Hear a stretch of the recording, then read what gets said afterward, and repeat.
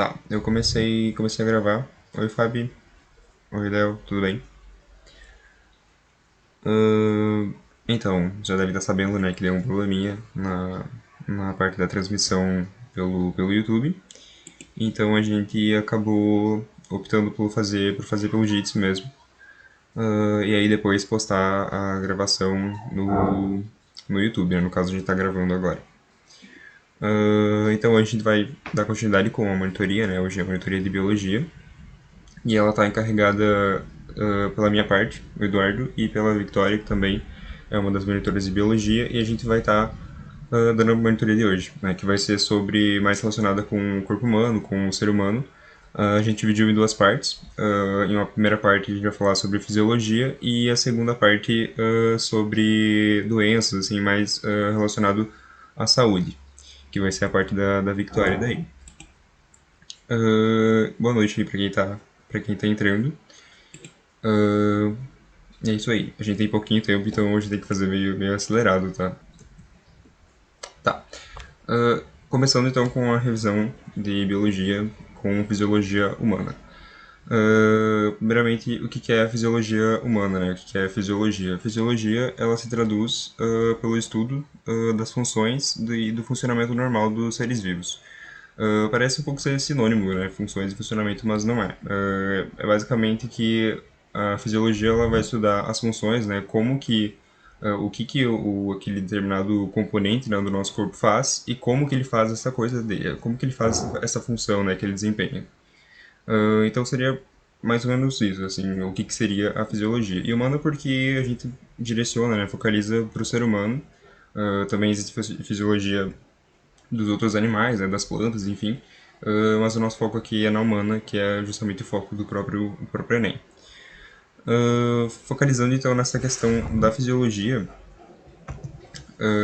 a gente sabe que o nosso corpo ele é dividido em níveis, né? A gente deve ter visto isso durante a vida acadêmica de vocês. E então a gente começa com um nível bem pequenininho, né? Que no caso seria uma célula e que em um conjunto de células a gente vai formar um tecido, em que em um conjunto de tecidos a gente vai formar um órgão e em um conjunto de órgãos a gente vai formar um sistema. E é nesse nível, justamente no nível dos sistemas, que a fisiologia ela estuda o corpo humano. Nosso corpo ele é dividido, né, didaticamente em diversos sistemas, em que cada sistema ele vai ser dividido normalmente conforme a sua função.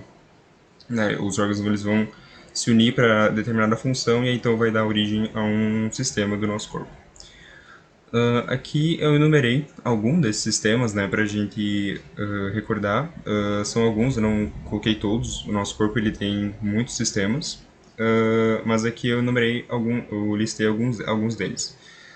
Como por exemplo o sistema tegumentar, que é a nossa pele, né, se resume a nossa pele, o sistema endócrino, o digestório, o respiratório, imunológico, cardiovascular, urinário, muscular, nervoso, entre outros. A gente tem outros sistemas, né, tem esquelético, cartilaginoso, linfático, enfim, tem outros sistemas, mas que eles não são tão relevantes em termos de Enem. E falando, né, em termos de Enem, os mais relevantes, né, não são todos esses, claro. Os mais relevantes são esses que eu sublinhei aqui com um roxinho, que é para ficar um pouco mais visível, que é justamente o que o Enem mais cobra. Ou seja, o sistema endócrino, o digestório, o imunológico, o cardiovascular, o urinário e o nervoso. Desses 6 sistemas aqui que o Enem mais cobra, que mais caem questões sobre eu foquei aqui na revisão em 5 deles, que no caso o único que não está contemplado seria o sistema urinário. E é mais ou menos isso. Dando continuidade então nessa questão, focalizando um pouco mais, né, nessa questão dos sistemas, como que eu dividi mais ou menos essa revisão? A gente vai ter um sistema, né, a função desse sistema, qual a principal função desse sistema. Eu coloquei aqui algumas palavras-chave que vão se remeter a esse sistema, né, que vão ser principalmente componentes, né, que vão compor ou que vão fazer, vai ser mais essa questão do funcionamento, né, que eu falei antes do que seria a fisiologia. Então vão ser componentes que vão estar fazendo, né, esse funcionamento do sistema para realizar aquela determinada função. E também algumas imagens ilustrativas, né, principalmente na questão da anatomia dos órgãos que estão envolvidos e de algum processo ali que é bem característico daquele sistema. Então, uh, vamos lá. O sistema digestório. O sistema digestório, ele é a função principal dele é o processamento de líquidos e alimentos. Então, nós somos animais heterotróficos, né? A gente consegue nossa energia que a gente precisa para fazer tudo, né? Para viver, através de outros seres vivos. A gente se alimenta de outros seres vivos. E para extrair, digamos assim, a energia deles, a gente precisa passar por um certo processamento. E esse processamento ele é iniciado pelo sistema digestório. O sistema digestório, então, ele vai começar com um alimento, né, que vai passar primeiramente pela boca, onde vai ocorrer a digestão química e mecânica. A digestão mecânica, primeiramente, né, com a mastigação, e a digestão química que vai ocorrer através das enzimas, né, que eu coloquei aqui como uma palavra-chave. Essas enzimas elas vão funcionar em determinado pH, né, que é ideal para o funcionamento dessas enzimas, né, que no caso da boca é um pH neutro, um pH 7. Essa relação entre o pH e órgão que está sendo falado, né, em termos de sistema digestório é bem importante porque o Enem gosta de cobrar isso, né, porque tem uma inter-relação, né, entre química e biologia e o Enem adora essa interdisciplinaridade, então é bem importante saber. Passando pela boca, né, e pelo primeiro processamento, né, que vai ocorrer ali na boca, a gente vai passar o alimento para o esôfago, em que o esôfago ele vai servir basicamente para transportar o alimento da boca em direção ao estômago. Ele vai fazer isso através dos movimentos peristálticos, como chama os movimentos, né, que ele realiza para transportar esse alimento, que vai acontecer por conta da musculatura lisa que fica ao redor do esôfago e vai fazer, vai realizar contração, né, e vai construir, né, esses movimentos que são chamados movimentos peristálticos que vão levar então o alimento da boca até o estômago. No estômago, o alimento vai seguir sendo processado.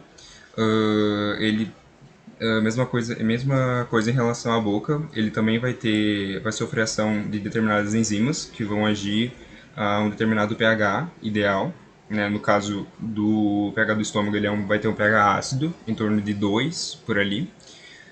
E as enzimas dele, acabei não falando das enzimas da boca, né? Mas as enzimas da boca se resumem à amilase salivar, que vai estar digerindo amido, que no caso seria carboidratos, né? E no caso do estômago, a gente vai ter a peptina, que vai ser uma enzima que vai digerir principalmente proteínas, né? Para digerir, para a gente conseguir absorver. E aí, após passar pelo estômago, a gente vai passar então para o intestino delgado. No intestino delgado, novamente, né, vai ter essa questão das enzimas, em que vão agir em um determinado pH ideal, né, que no caso do pH do intestino delgado, a gente vai estar falando de um pH alcalino, que vai estar em torno ali da faixa de 8. E também a gente vai ter outras enzimas atuando ali, principalmente enzimas que vão estar, outras amilases, né, que vão estar agindo sobre o amido também. Além também de outras enzimas, no intestino delgado vai ocorrer assim, por conta, né, dos sucos, aqui eu listei os sucos que estão em cada órgão. No caso do sistema do intestino delgado, a gente vai ter tanto o pancreático, a gente vai ter o entérico e a bile, né? Esses três sucos, assim, eles vão ter uma ampla gama de enzimas, né, e enfim, substâncias que vão auxiliar o processamento desse alimento para que a gente consiga absorver ele, o que acontece justamente no intestino delgado. O intestino delgado, a principal função dele é a absorção, né? Então a gente o alimento passou por todo esse processamento lá na boca, no estômago, e agora ele, no intestino delgado também, ali no início do intestino delgado ele sofre também essa ação enzimática, e então no restante dele ele vai ser responsável pela absorção desses nutrientes que foram então processados e quebrados pela ação das enzimas. Passando para o intestino delgado, a gente vai para o intestino grosso. O intestino grosso, a função dele é basicamente absorção de água e formação do bolo fecal, né? O bolo fecal seria o resto de alimento que a gente não conseguiu ou não conseguiu quebrar, né, suficientemente para absorver, ou então que o nosso corpo não absorve, né? A gente não consegue absorver através do intestino delgado. Ou seja, o resto do alimento que a gente não conseguiu absorver. Então esse bolo fecal, uma vez formado, ele vai ser excretado pelo nosso reto e aí acabou, né? O sistema digestório acaba por aí. Em relação aos sucos, né? Eu acabei não falando, mas no caso a gente tem esses 5 sucos, né? No caso da boca a gente vai ter a saliva. No caso do estômago a gente vai ter o suco gástrico. E no caso do do intestino delgado, desculpa, a gente vai ter o pancreático, o entérico e a bile. E aqui em cima eu coloquei um esqueminha de mais ou menos como funciona uma enzima, né? Que é bem característico do sistema digestório.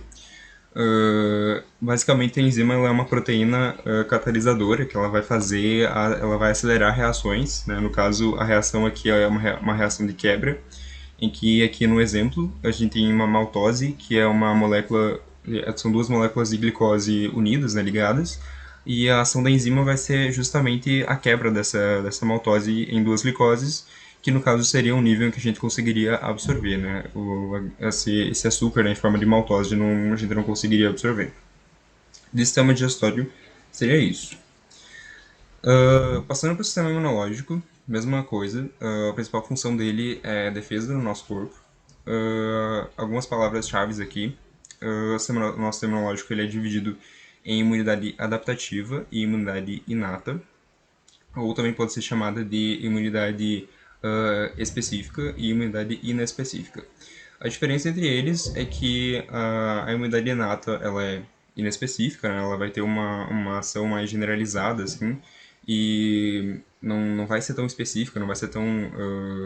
não vai ter uma defesa tão bem focalizada, digamos assim, naquele determinado possível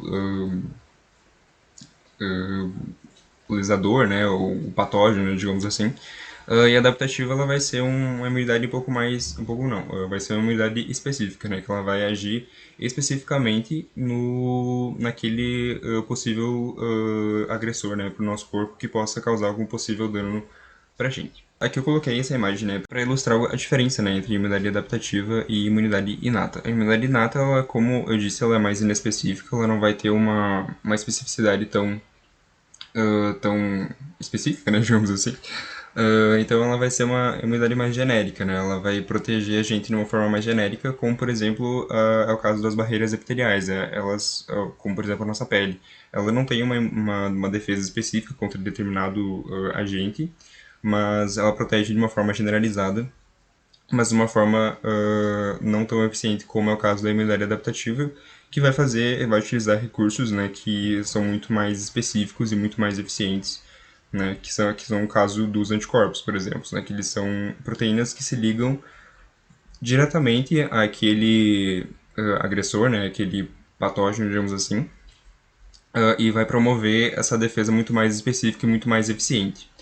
E essas duas imunidades elas trabalham de uma forma bastante complementar, tanto no quesito da defesa, né, porque como a imunidade adaptativa ela utiliza muitos dos componentes da imunidade inata para fazer a defesa do nosso corpo, e também no sentido de que o tempo que a imunidade adaptativa demora para produzir a defesa específica contra aquele invasor que está no nosso corpo é o tempo que a imunidade inata consegue nos defender, né? Como ela não é tão eficiente, ela não tem uma proteção muito boa, né? Eu não gosto dessa palavra boa porque né, as duas são extremamente importantes, mas enfim, ela tem uma proteção um pouco mais limitada.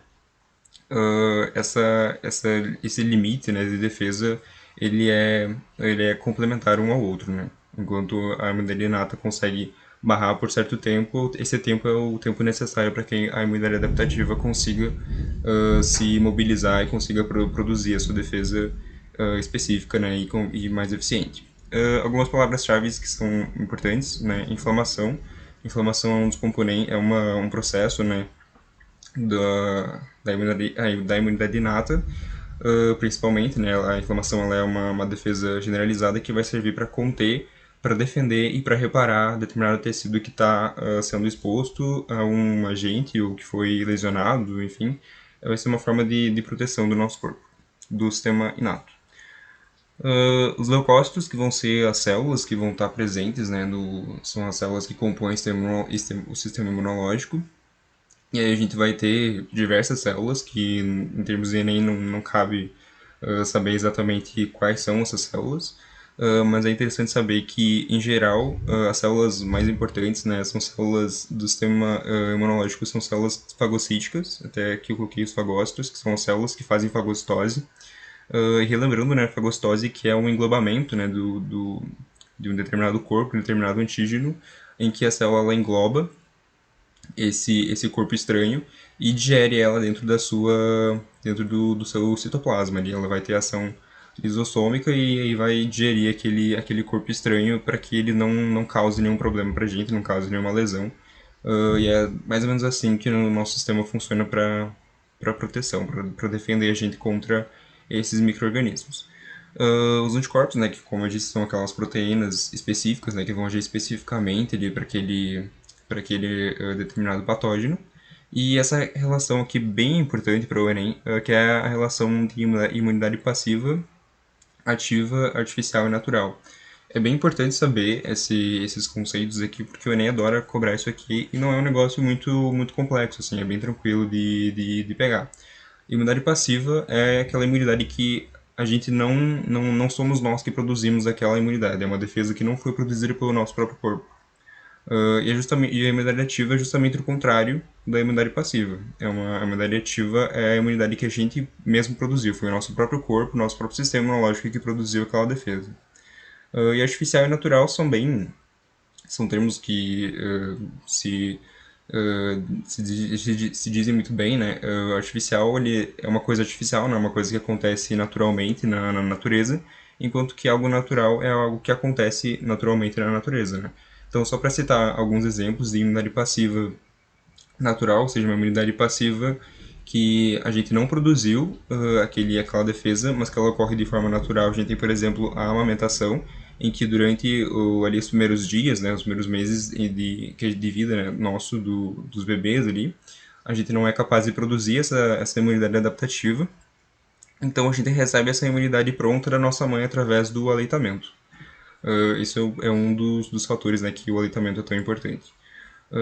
Em relação a um exemplo da imunidade passiva artificial, ou seja, que a gente não produz a defesa, mas que ela ocorre de forma artificial, seria, por exemplo, o soro, né? O soro, por exemplo, o soro antiofídico, que seria contra o veneno de cobra, né? A toxina de cobra, em que a gente não produziu aquela defesa contra aquela toxina, mas ela também não acontece de forma natural, é uma coisa que a gente desenvolveu tecnologicamente durante, né, o nosso processo de desenvolvimento. Então, é algo artificial e algo que a gente não produziu. Em relação à imunidade ativa, que nosso corpo faz parte, né?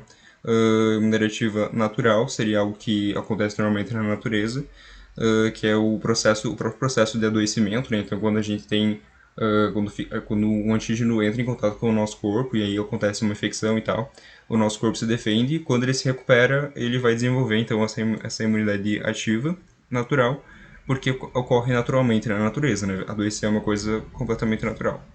E a imunidade ativa artificial seria aquela que não ocorre na natureza e que nosso corpo ele está agindo, né? Passa pelo nosso sistema imunológico, nós mesmos que produzimos aquela determinada imunidade, né? No caso, um exemplo disso seria as vacinas, né? Porque o nosso corpo ele produz a defesa, porém aquele antígeno, né? Aquele pedaço aquele patógeno ou aquele pedaço de patógeno que entra no nosso corpo, ele vai entrar numa forma artificial e normalmente numa forma em que ele não tem capacidade de causar lesão, causar problema, mas que já é suficiente para o nosso corpo reconhecer e produzir uma defesa.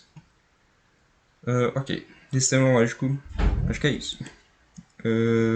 Sistema nervoso. O sistema nervoso, a principal função dele, ou funções, né, é em relação ao controle e regulação do nosso organismo. Ele que vai estar controlando tudo que acontece no nosso corpo, para que tudo funcione da melhor forma possível. O sistema nervoso, ele tem o tecido nervoso, né, ele é formado principalmente pelos neurônios, né, que ele tem essa disposição padrão aqui, que se cair alguma imagem de neurônio no Enem vai ser assim, mas existem outros tipos, né, e outras morfologias de neurônios, mas a disposição normal dele é assim, em que ele vai ter os dendritos, que vão ser essas ramificações aqui, ramificações do corpo celular dele, que é essa região aqui central, onde vai estar todo o aparato celular dele, como, por exemplo, todo as organelas, né, do corpo, né, que na imagem está pontuando, por exemplo, o núcleo. E o axônio. O axônio é essa ramificação um pouquinho mais calibrosa e geralmente mais longa também do que os dendritos, em que é por onde vai passar o impulso nervoso, né? O impulso nervoso ele sempre vai ter essa direção unidirecional, né? Ele sempre vai ter essa direção da cabeça, né? Do corpo do neurônio e axônio, né? Sempre vai ter essa direção aqui, o impulso nervoso que vai carregar essa determinada informação que ele vai estar passando de um neurônio para outro ou de um neurônio para um outro tipo celular. E continuando aqui da questão das estruturas, né, passando do axônio a gente vai ter as terminações axonais, que vão ser essas ramificações, e na pontinha a gente vai ter os botões terminais, que é onde vai ocorrer as sinapses, que é a forma de comunicação dos neurônios, que é a forma como eles se utilizam, né, para se comunicar quimicamente entre eles, e eles vão fazer essa comunicação através dos chamados neurotransmissores, que vão ser, de modo geral, proteínas, né, que vão estar carregando essa informação de um neurônio para o outro ou do neurônio para um outro tipo celular. Além do neurônio, a gente vai ter também as células da glia, que vão ser células meio que coadjuvantes assim, do sistema nervoso, vão ser células que vão estar ali para proteger e para auxiliar os neurônios a fazer o trabalho deles, que é controlar e regular o nosso sistema, o nosso corpo. E é basicamente isso. Um exemplo de célula da glia bem importante, que é bem recorrente no Enem, são as células de Schwann ou de Schwann, que são células que se enrolam, né, aqui no axônio e formam essa chamada bainha de Merino. As células de Schwann elas vão se enrolar no caso do tecido do sistema nervoso periférico, que a gente vai falar daqui um pouquinho, e elas vão formar então essa bainha de Merino que vai ter duas funções principais, que uma primeira é de proteção e a segunda seria de acelerar esse impulso nervoso, né? Essa informação ela passa muito mais rápido por neurônios que são mielinizados, né? Que tem essa bainha de mielina, do que neurônios que não possuem essa bainha. Ok? E também falando do sistema nervoso, a gente tem uma divisão, né? Sistema nervoso central e sistema nervoso periférico. O sistema nervoso central é composto pelo nosso encéfalo e pela medula, que é onde vai estar ocorrendo o processamento da informação. Todo o processamento de toda a informação do nosso corpo vai ir para o sistema nervoso, né, onde vai ocorrer esse processamento e aí para desencadear determinada ordem, digamos assim, para acontecer alguma coisa. A gente tem o sistema nervoso central e o sistema nervoso periférico. O periférico ele vai compor todo o restante assim, do nosso sistema e ele normalmente é quem vai estar recebendo as informações. Né? Então, por exemplo, na nossa pele, né, quando a gente tem a sensação de determinado estímulo, por exemplo, de pressão, né, que a gente sente a pressão de alguma coisa na nossa pele, é o sistema nervoso central, periférico, que está recebendo essa informação e que leva essa informação para o sistema nervoso central, onde é processada essa informação e aí volta para o sistema nervoso periférico para que desencadeie determinada função ou não, né? Em relação ao sistema nervoso periférico, ainda também ele é dividido em duas partezinhas, que é o sistema nervoso autônomo e o somático. Bem geralzão assim mesmo, o autônomo se refere ao sistema em que a gente não tem vontade, a gente não, ele, como o próprio nome diz, né, ele é autônomo, e a gente não tem consciência sobre ele, né, ele ocorre de uma forma involuntária. E o somático é aquele que a gente tem consciência sobre, né, que ele ocorre de forma voluntária. Ok, sistema nervoso seria isso. Sistema endócrino, bem rapidinho. O sistema endócrino também ele vai ter a mesma função do sistema nervoso, de controle e regulação do nosso organismo, mas ele vai ter um controle e essa regulação ele vai ser secundária, né? Ele vai estar, digamos, um degrauzinho abaixo assim, do sistema nervoso.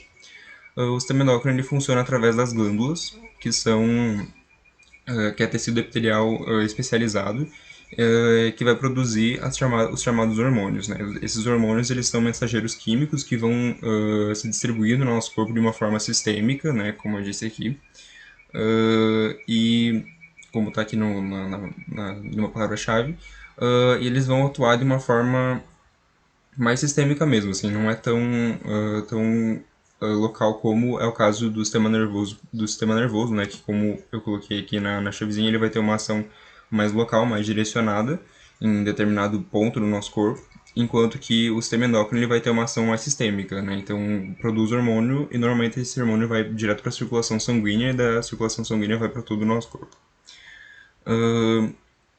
Aqui eu listei dois hormônios principais, né, que estão no nosso corpo, que no caso é a insulina e o glucagon, que são hormônios antagônicos, em que eles vão ser liberados, né, quando em relação ao nível de glicose no nosso sangue. Quando a gente tem bastante glicose no nosso sangue, a insulina é liberada para que as nossas células permitam que a glicose entre, enquanto o glucagon é um hormônio que ele vai ser liberado quando o nosso nível de glicose estiver baixo. Então ele vai fazer com que lá nas células do nosso fígado eles liberem a forma armazenada de glicose que estão armazenados nas células do fígado para que ele seja liberado, né, desse armazenamento para o nosso sangue. E aqui eu coloquei um exemplo, né, de glândula também, que seria as gônadas, em que a gente vai ter a ação dos hormônios sexuais, né, que vão estar envolvidos ali no desenvolvimento sexual dos seres humanos, né, e que eles vão estar produzindo, no caso dos ovários, determinados hormônios, e no caso dos testículos, outros determinados hormônios. Ok, sistema cardiovascular. Bem rapidinho, só para finalizar. O cardiovascular, o que é interessante saber, né? A função dele é transporte de oxigênio e nutrientes, basicamente. E é interessante saber, em termos de Enem, né, em relação aos elementos figurados, quais são qual é a composição do nosso sangue, que eu coloquei aqui, e qual é a função desses elementos figurados, né? Qual é a função da plaqueta, qual é a função da hemácia e qual é a função dos leucócitos que a gente já viu. Se atentar também aos vasos sanguíneos, a diferença entre os vasos sanguíneos, né, a diferença entre as artérias, as veias, os capilares, puxando um pouquinho a atenção para as válvulas venosas, que vão ser membranas, né, que vão inibir o refluxo de sangue, que vão estar presentes só nas veias, né, elas são chamadas de válvulas venosas. E essa questão da diástole e da sístole, que vão ser os movimentos do coração de relaxamento e contração. Certo?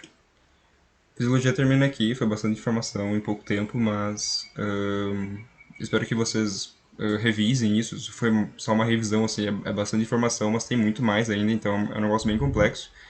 Mas é mais ou menos isso, tá? A gente fez a apostila de revisão também, então se vocês quiserem, né, a gente indica fortemente também que vocês façam as questões. E se tiverem alguma dúvida, vocês podem pedir para nós e tá tudo certo, a gente vai atrás e ajuda vocês, certo? E agora é com a Victoria. Tá, eu vou compartilhar meus slides, então.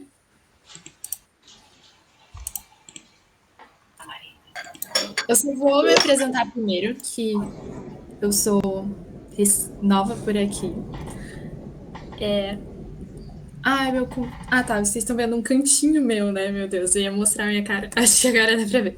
Eu sou a Victoria, eu entrei bem pouco no projeto, há bem pouco tempo, então pode ser que vocês não me conheçam ainda.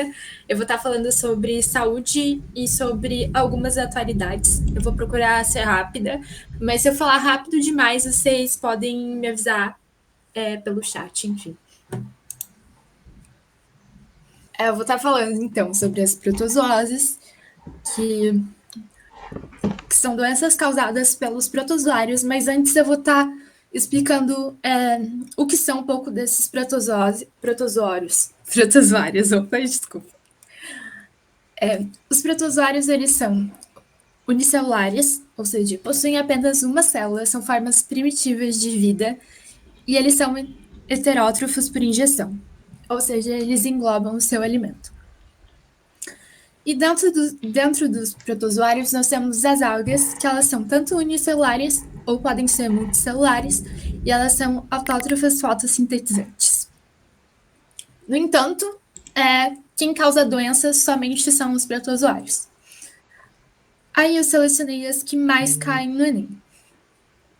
Primeiramente, a doença de Chagas, que é causada pelo Trypanosoma cruzi. O hospedeiro definitivo dessa doença é o ser humano, mas também podem ser outros vertebrados. O intermediário é um inseto barbeiro, que é esse que está na fotinho aqui. A transmissão ela é vetorial, se dá pelas excretas do barbeiro, ou pode ser também oral ou contato sanguíneo. Normalmente, o que acontece? Esse inseto ele vem e ele te pica. E quando ele pica, ele defeca próximo ao local. E o que vai acontecer? Vai dar uma reação de coceira, né, devido à picada. E aí você vai coçar e você vai acabar contaminando com as fezes ali, arrastando as fezes até a ferida e vai para sua corrente sanguínea. Como controlar, né, essa doença, a profilaxia? Se dá através do controle dos insetos, a substituição das casas de pau a pique por alvenaria e a higienização correta dos alimentos. Também é importante eu lembrar que quem causa a doença não é o barbeiro. O barbeiro é somente quem transmite, mas sim o protozoário, que é o Trypanosoma cruzi, que é o causador da doença. Também temos a leishmaniose visceral e tegumentar. O agente etiológico dela é a Leishmania chagas, que é a causa da visceral, e a Leishmania brasiliensis, que é a causa, no caso, a tegumentar. O hospedeiro definitivo é o ser humano, cachorros, raposas ou roedores. O hospedeiro intermediário é o mosquito palha, que é esse mosquito aqui da foto. A transmissão se dá pela picada da fêmea do mosquito. E a profilaxia é o controle do vetor, proteção no caso, inseticida, aquelas telas de proteção, e também contra essa doença a gente tem a vacina. O que é importante eu lembrar vocês aqui, que quem é responsável por transmitir as doenças são as fêmeas do mosquito. O mosquito macho, ele não precisa do sangue, ele não pica. Por que que as fêmeas necessitam do sangue? Para fazer o amadurecimento para fertilizar os óvulos delas, né? Para dar origem aí a novos mosquitos. Só vou beber um gole d'água aqui. A próxima doença que a gente tem é a malária. O agente etiológico dela é o plasmodium. O hospedeiro definitivo são os mosquitos do gênero Anopheles. O intermediário é o ser humano. É importante observar essa troca aí. Nas outras duas doenças, quem era o hospedeiro definitivo era o ser humano. Aqui, já não. O definitivo é o mosquito e o intermediário somos nós. A transmissão é a picada da fêmea do mosquito e a profilaxia é o controle e a proteção. Aqui embaixo a gente tem o ciclo da doença e também o que pode acontecer no Enem. Essa troca, assim, vai ter uma pergunta e vai ter... sei lá. Pode estar nas alternativas, não que esteja uma pergunta assim, porque o Enem ele é contextualizado, né? Então não vai ser uma pergunta direta. Mas nas alternativas pode estar ali. Quem causa o causador da dengue, o mosquito plasmodium, etc, etc. Daí tem que ficar atento a essas pegadinhas, sabe? Que o causador da dengue é o Aedes e não o plasmodium. Por isso é importante ficar atento nisso. Também eu trouxe ali, uma atualidade. Opa! Oi, boa noite. Oi, pode Eu falar. queria perguntar uma coisa. Por exemplo, se ele cobrou uma doença ou o causador, essas coisas, aí ele pode vir a cobrar de outro jeito essa mesma doença? Outro jeito, como assim? Não sei. Por exemplo, em uma questão, em um ano, ele pergunta quem causa. Aham. E no outro, ele pode perguntar como a pessoa pode prevenir isso. No caso, por exemplo, eliminando o foco de mosquito, essas coisas. Pode sim. Principalmente se essa doença for voltar, sei lá, a ser uma atualidade. Por exemplo, em muitos anos a gente vem caindo a dengue, o chikungunya, o zika vírus. E esse ano tá em voga de novo, sabe? Em muitos casos de dengue. Ele não vai repetir a mesma pergunta, mas ele vai fazer uma abordagem diferente. Sei lá, ano passado ele perguntou do ciclo do mosquito. Esse ano ele pode falar sobre medidas preventivas. É mais ou menos isso, Zé? Não sei se foi você que perguntou. Foi assim. É isso mesmo. Obrigado. Então tá bom. Imagina. Tá. E eu continuando, a questão da atualidade ali é que esse ano foi feita uma vacina contra a malária, foi a primeira vacina da história. Mas ainda essa vacina não vai estar sendo aplicada no Brasil, mas no continente africano, que é um epicentro assim da malária. Mas achei importante trazer isso para vocês. A nossa próxima protozoose é a giardíase. A giardíase é uma doença sexualmente transmitível. O agente etiológico dela é a Giardia lamblia. O hospedeiro definitivo é cão, gato, gado, roedores e o ser humano. A transmissão se dá pela ingestão dos sítios oriundos das fezes do indivíduo contaminado. Aí pode estar presente na água, no alimento, nas mãos, e também pode ser transmitida durante o sexo oral anal. E também aqueles insetos, né, que andam por aí, como as moscas e as baratas, também pode transportar. A profilaxia é a adoção de medidas preventivas, como a questão da higiene, né, lavar bem as mãos, a ingestão somente de água filtrada, o saneamento básico. A higienizar os alimentos. Ali uma fotinha do protozoário. Agora a gente vai entrar nas bacterioses. Ali eu trouxe uma imagem, mas eu não vou estar explicando as estruturas da bactéria, porque a gente não vai ter tempo, mas se vocês se interessarem, vocês podem dar uma pesquisada depois. A primeira doença que eu trouxe é a tuberculose. O agente etiológico dela, que é o vetor, né, que causa a doença, é a Mycobacterium tuberculosis, também conhecida como bacilo de Koch.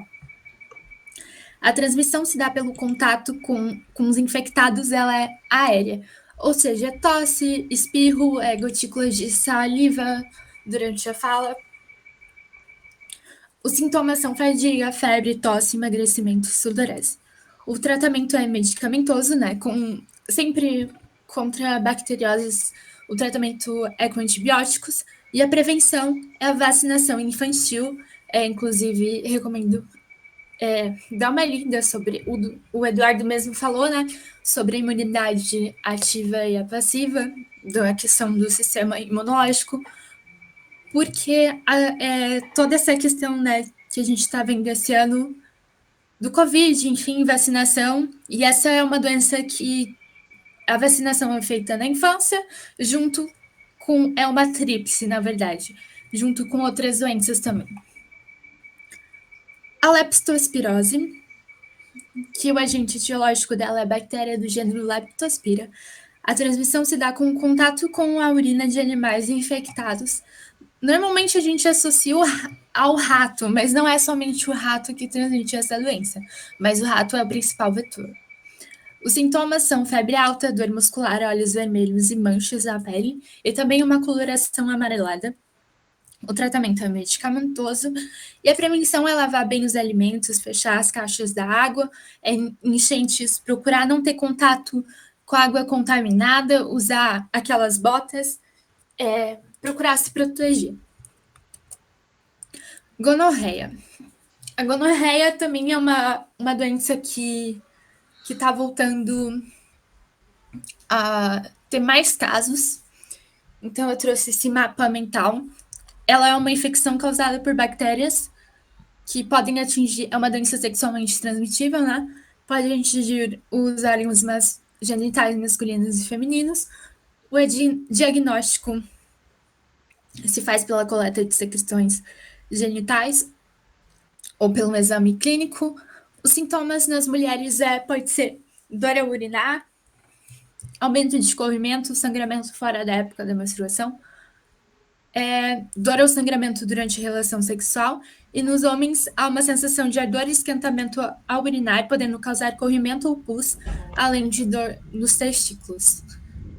O tratamento é procurar um profissional da saúde, é claro, e o uso adequado de antibióticos específicos.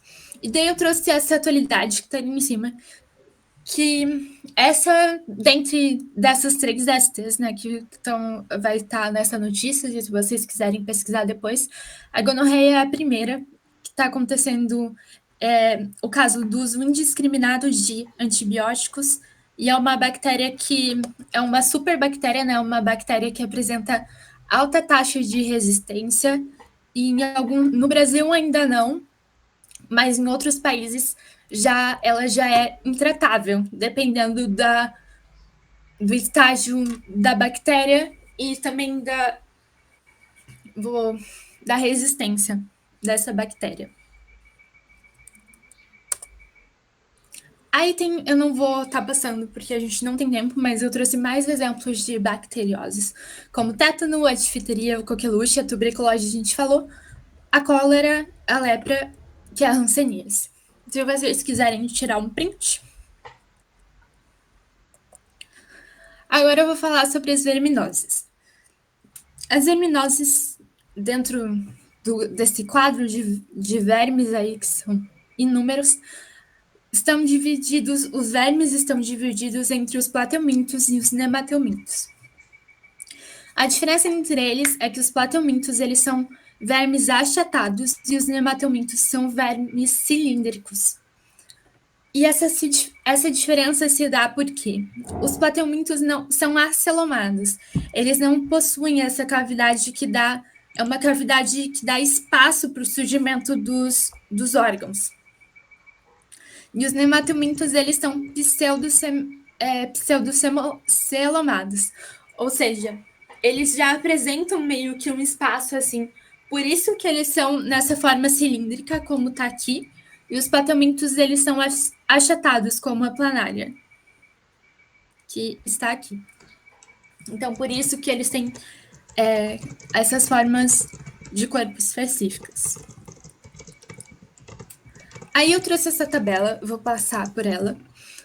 A ascardíase é o causador, o agente etiológico, é o Ascaris lumbricoides. A transmissão se dá pela ingestão de água e alimentos contaminados pelos ovos. Também a ascardíase a ascardíase é conhecida como a lombriga, né? Todo mundo já ouviu falar, eu tenho certeza. Os sintomas são bronquites, cólicas, diarreias, enjoos, etc. Medidas profiláticas. Construção de instalações sanitárias adequadas, filtrar e ferver a água, lavar bem os alimentos e o saneamento básico. Na maioria das verminoses, uma das principais medidas profiláticas, exceto em alguns, assim, mas eu acho que nos que eu trouxe todos vão falar de dessa medida profilática, que é o saneamento básico, né? Que é não ter a urina e as fezes expostas ao ar livre, ter a maneira correta de tratamento, enfim. Aí a gente tem a ancilostomíase, que o causador é o ancilostoma duodenale ou Necátera americanus. A transmissão é diretamente através da pele. Os sintomas são anemia, desânimos e palidez. Medidas profiláticas: usar calçado, construção de instalações sanitárias, né, saneamento básico. Filariose ou elefantíase, eu não vou falar o nome desse verme aqui. O vetor é a picada do mosquito do gênero Culex, que transmite a larva, que não é o causador, o mosquito, ele é somente o vetor que vai transmitir. A transmissão é a picada do mosquito. Os sintomas são inchaços causados pela obstrução dos vasos linfáticos pelo verme, como extravasamento de linfa para os tecidos. Medidas profiláticas: combate ao mosquito transmissor, proteger casas com telas, né? E usar aquelas telas cortinadas, né? Tá ali falando sobre a cama, e repelentes. Essa doença também tem o nome de elefantíase porque causa esse inchaço, né? Dos vasos linfáticos, tanto que você procurar se você procurar imagens no Google dessa doença, você chega até a ficar assustado, que tem até essa associação com o próprio elefante.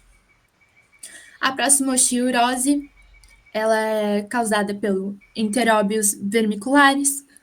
A transmissão e ingestão de água ou alimentos com ovos.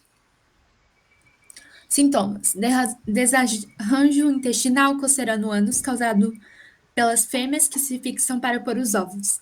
Medidas profiláticas, evitar coçar, né, pôr a mão na boca, construção de instalações sanitárias adequadas, novamente saneamento básico.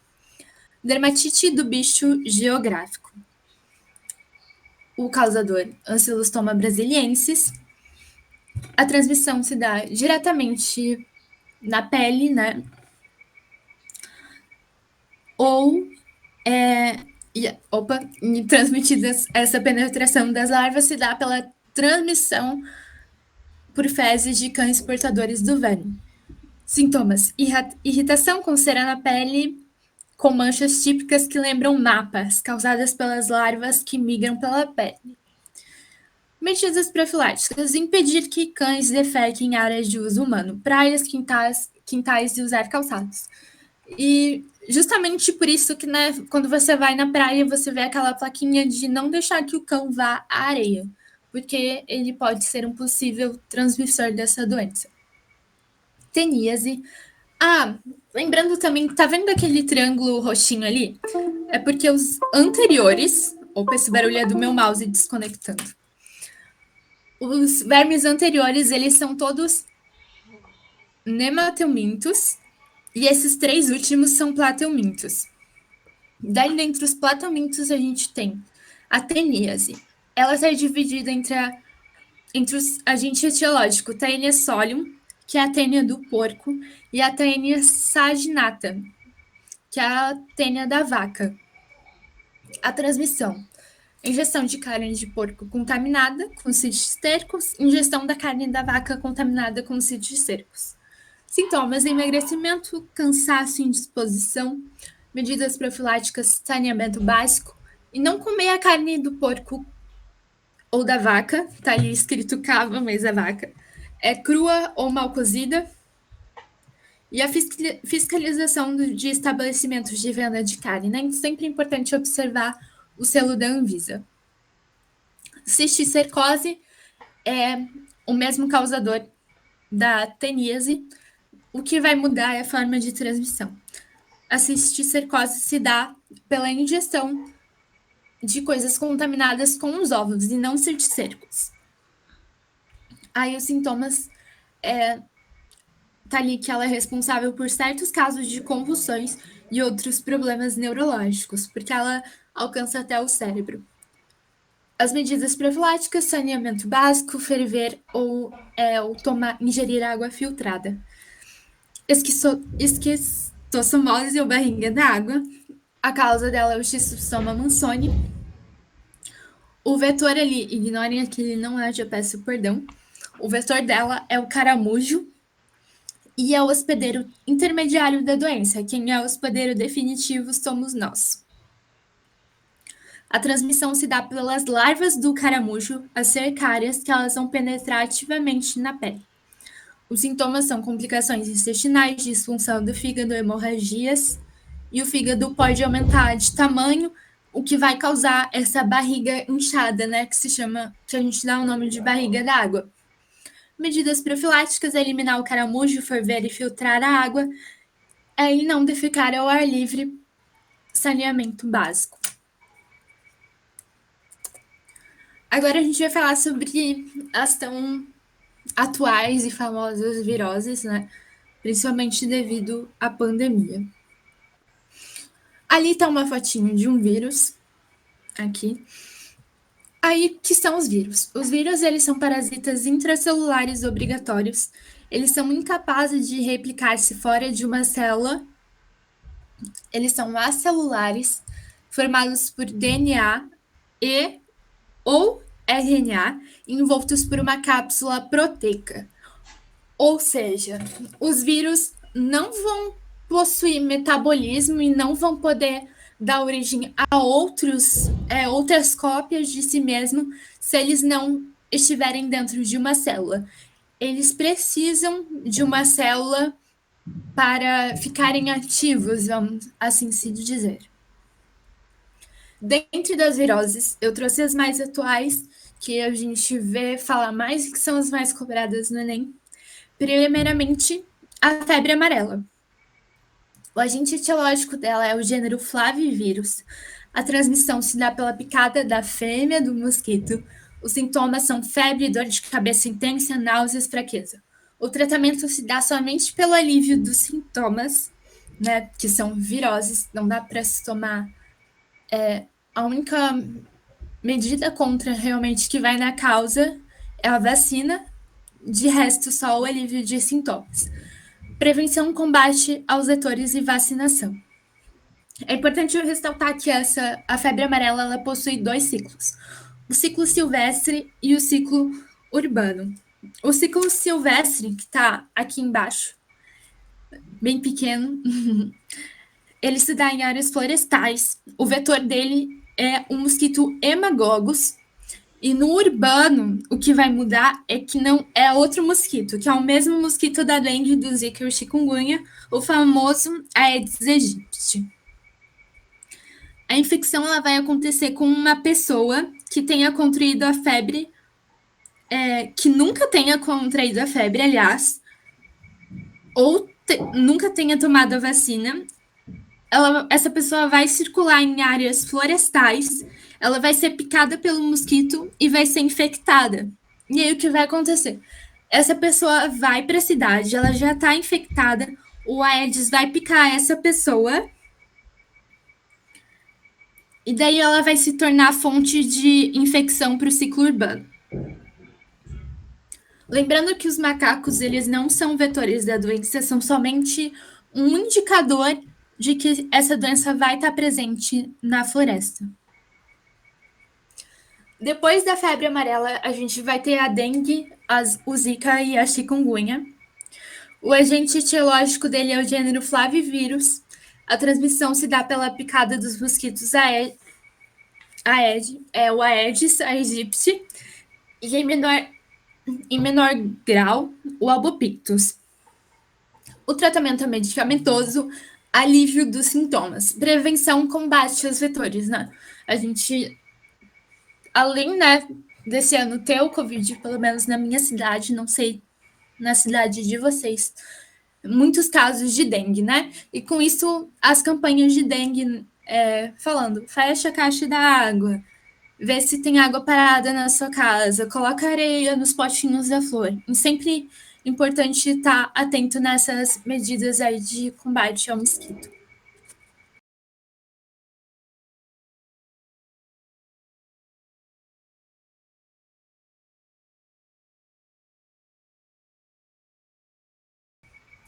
O agente por trás da Covid-19 faz parte da família dos coronavírus. Os integrantes dessa família podem provocar desde um simples resfriado até enfermidades mais graves como a SARS e MERS, que no passado já provocaram muitas mortes. A transmissão tanto da gripe como do coronavírus é muito semelhante, através de gotículas de saliva ou muco infectados, principalmente através de tosse e espirros, ou ao passar a mão contaminada em olhos, nariz e boca. A grande diferença é a capacidade do contágio, sendo a capacidade do coronavírus muito maior do que a da gripe. Por isso que a gente faz o uso de máscara,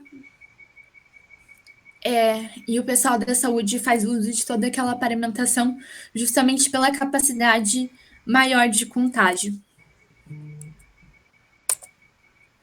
Aí eu trouxe essas diferenças entre os sintomas, que foi uma imagem publicada pelo próprio Ministério da Saúde. Vocês podem tirar um print se vocês quiserem, né? É importante observar essa diferença, porque é isso que faz você procurar um pronto-socorro, né? Quando você vê que não é um resfriado nem uma gripe, mas sim o coronavírus. A prevenção e controle se dá de forma igual para as 3 doenças, que é lavar as mãos frequentemente com água e sabão, ao tossir, espirrar, cobrir o nariz e a boca utilizando um lenço ou então a parte interna do seu cotovelo. Se estiver doente, permanecer em casa, manter os ambientes arejados, evitar tocar os olhos, a boca e a nariz sem a devida higienização, não compartilhar os objetos de uso pessoal, como copos, talheres e pratos, higienizar os objetos que são manuseados com frequências, como celulares, manter a uma distância de pelo menos 1 metro das pessoas que apresentam sintomas dessas doenças e evitar aglomerações em casos de surtos das doenças. Principalmente no caso do Covid, por que essa distância? Porque a gente não sabe, dentro do coronavírus, né, tem a possibilidade daquelas pessoas que são infectadas, mas não apresentam sintomas, os assintomáticos, e não tem como a gente adivinhar, né? Então, importante sempre se precaver, né? Manter a correta distância, fazer o uso de máscaras enquanto for assim determinado para se proteger aí. Aí também, vou passar rapidamente, que eu acho que o horário já tá meio que estourando. As doenças sexualmente transmissíveis. Eu trouxe um quadro resumo. Dentre elas, nós temos a gonorreia, que a gente já falou.